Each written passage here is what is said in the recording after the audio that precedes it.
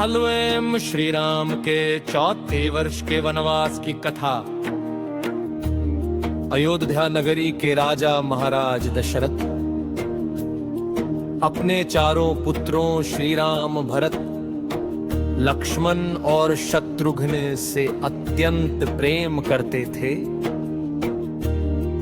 उनमें श्री राम सबसे बड़े, गुणवान, सत्यवादी, विनम्र और प्रजा के प्रिय थे। जब श्री राम युवावस्था में पहुंचे तब महाराज दशरथ ने उन्हें अयोध्या का युवराज बनाने का निर्णय लिया। पूरे नगर में उत्सव का वातावरण छा गया। गलियां सजाई गई, मंदिरों में पूजा होने लगी और हर ओर आनंद की लहर दौड़ पड़ी। लेकिन नियति को कुछ और ही मंजूर था। महारानी कैकेयी की दासी मंथरा ने कैकेयी के मन में ईर्ष्या और भय भर दिया। उसने कहा कि यदि श्री राम राजा बन गए तो भरत का महत्व कम हो जाएगा। मंथरा की बातों में आकर कैकेयी ने राजा दशरथ से उन 2 वरदानों की मांग की जो राजा ने पहले युद्ध के समय उन्हें देने का वचन दिया था। पहले वरदान में कैकेयी ने भरत को अयोध्या का राजा बनाने की मांग की और दूसरे वरदान में श्री राम को 14 वर्ष का वनवास देने की इच्छा प्रकट की। ये सुनते ही महाराज दशरथ स्तब्ध रह गए। वे श्री राम से बहुत प्रेम करते थे और उन्हें अपने से दूर नहीं करना चाहते थे। लेकिन रघुकुल की परंपरा थी कि राण जाएं पर वचन न जाए। इसलिए वे अपने दिए हुए वचन से पीछे नहीं हट सके। जब श्री राम को यह समाचार मिला तब उन्होंने बिना किसी क्रोध, दुख या विरोध के अपने पिता की आज्ञा स्वीकार कर ली। उन्होंने कहा, पिताजी का वचन निभाना ही मेरा सबसे बड़ा धर्म है। मैं प्रसन्न मन से वनवास स्वीकार करता हूँ। श्री राम की पत्नी माता सीता ने भी कहा कि जहाँ पति रहेंगे वही उनका घर है। उन्होंने वन जाने का दृढ़ निश्चय किया।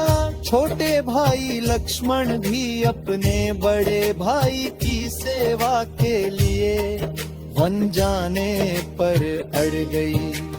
इस प्रकार श्री राम, सीता और लक्ष्मण तीनों वन की ओर प्रस्थान करने के लिए तैयार हो गए।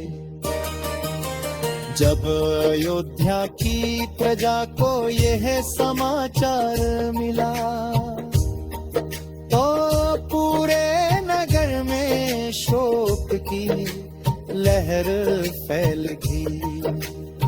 लोग रोने लगे और श्री राम से वन न जाने की विनती करने लगे। लेकिन श्री राम ने सभी को समझाया कि धर्म और सत्य का पालन करना ही सबसे बड़ा कर्तव्य है। तीनों वन की ओर चल पड़े। उनके पीछे पीछे हजारों अयोध्यावासी भी चलने लगे। श्री राम ने प्रेम पूर्वक सभी को समझा कर वापस लौटाया।